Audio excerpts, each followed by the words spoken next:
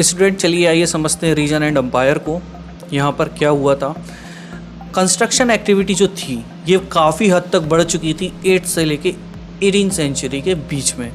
अब जब construction activity बढ़ गई थी तो इसी वजह से क्या हुआ, लोगों का एक दूसरे के साथ जो कंस्ट्रक्शन आइडियाज़ थे वो एक्सचेंज होने लगे। लोगों ने एक दूसरे के कंस्ट्रक्शन आइडियाज़ को एडॉप्ट करना शुरू कर दिया था।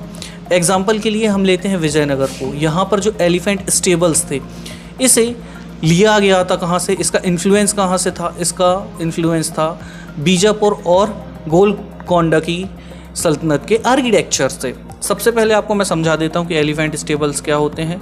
ये आप देख सकते हैं यहाँ पर, ये जो फॉर्म ऑफ आर्किटेक्चर आपको दिख रहा है यही कहलाता है एलिफेंट स्टेबल, जो कि गोलकोंडा और बीजापुर में पाए जाते थे। लेकिन इसका इन्फ्लुएंस आगे चलकर विजयनगर किंगडम के ऊपर हो चुका था।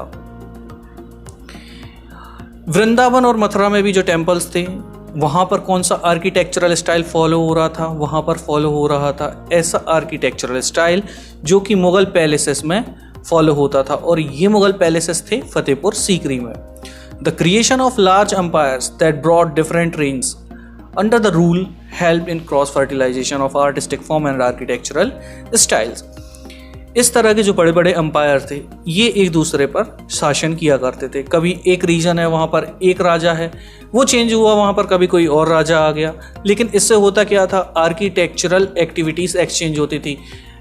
मान लीजिए वहाँ पर कोई हिंदू रूलर है तो उसने वो आर्किटेक्चरल फॉर्म डेवलप करवाया, वो कंस्ट्रक्शन करवाया जो हिंदूज़ में होता था। उसके बाद कोई मुस्लिम रूलर आया तो उसने वहाँ पर उस तरह का कंस्ट्रक्शन करवा दिया। लेकिन एक टाइम ऐसा होता था जब दोनों कंस्ट्रक्शन स्टाइल एक दूसरे के साथ फ्यूज़ हो जाते थे, उनकी क्रॉस फर्टिलाइजेशन हो जाती थी और काफ़ी अच्छा आर्टिस्टिक फॉर्म निकलकर सामने आया करता था। Mughal rulers were particularly skilled in adapting regional architectural styles.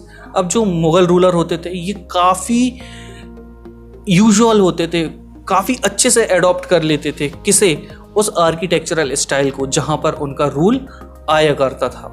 Example के लिए हम देखते हैं the local ruler had developed a roof that was designed to resemble a thatched hut. Bengal में एक तरीके का जो रूफ है उसे कुछ इस तरह से बनाया जाता है कि वो एक हट के जैसा दिखाई देता है, लेकिन ये आप इसे रॉयल हट कह सकते हैं। इसे अडॉप्ट कर लिया था। और अगर आप इसे बहुत अच्छे से देखना चाहते हैं तो अपना चैप्टर नंबर 9 खोलिए, उसमें फिगर 11 और 12 को देखिए, आपका सारा कन्फ्यूजन क्लियर हो जाएगा।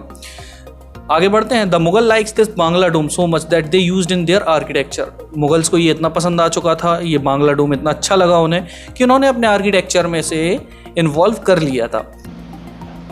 The impact of other regions was also evident. In Akbar's capital Fatehpur Sikri, many of the buildings show the influence of the architectural styles of Gujarat and Malwa. हमें और भी ऐसे एविडेंस मिले हैं, जैसे जो अकबर की कैपिटल है फतेहपुर सीकरी, ये आगरा के पास है। अब आप ये सोचिए कि जब अकबर ने युद्ध किया था गुजरात और मालवा में तो वहाँ पर जो उन्हें आर्किटेक्चरल स्टाइल दिखाई दी थी उस तरीके की आर्किटेक्चरल स्टाइल को प्रेजेंट किया गया फतेहपुर सीकरी में। तो इससे आप समझ सकते हैं कि कैसे कंस्ट्रक्शन एक्टिविटी, आर्किटेक्चरल एक्टिविटी एक दूसरे के साथ फ्यूज़ होती थी, कैसे आइडियाज़ एक्सचेंज हो जाया करते थे। Even though the authority of Mughal rulers waned in 18th century, the architectural style developed under the patronage were constantly used and adopted by the rulers whenever they tried to establish their own kingdom.